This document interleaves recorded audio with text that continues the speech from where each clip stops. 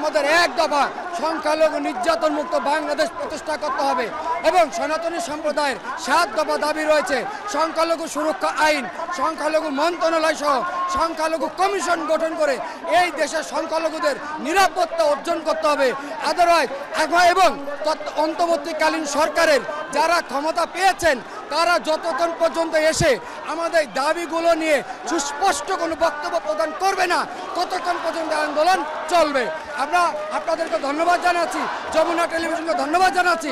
গতকাল আপনারা আমাদের নিউজকে যেভাবে প্রচার করেছেন আমরা আপনাদের কৃতজ্ঞ। আমরা চাই আমাদের ন্যায্য দাবিগুলোর সাথে আপনারা একত্রতা প্রকাশ করেন, এই আন্দোলনকে আপনারা সমর্থন দেন। অসংখ্য ধন্যবাদ আপনাদেরকে। যে কোনো সরকার, যে কোনো আন্দোলন, যে কোনো কিছু বাংলাদেশের যে কোনো পরিস্থিতিতে আমাদের মন্দিরে হামলা কেন, আমাদের ঘর বাড়ি কেন, যে কোনো সরকার আসে তাদের উত্থান পতন যাই ঘটুক আমাদের উপরে আক্রমণ আমরা চাই না।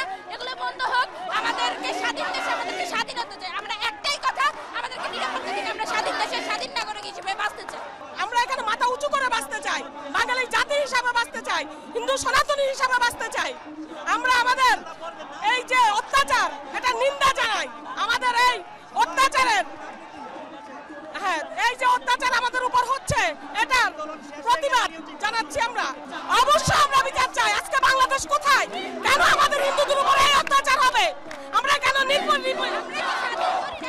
আমরা কেন নির্যাতিত? যুগে যুগে কেন আমরা নির্যাতিত হয়ে আসবো?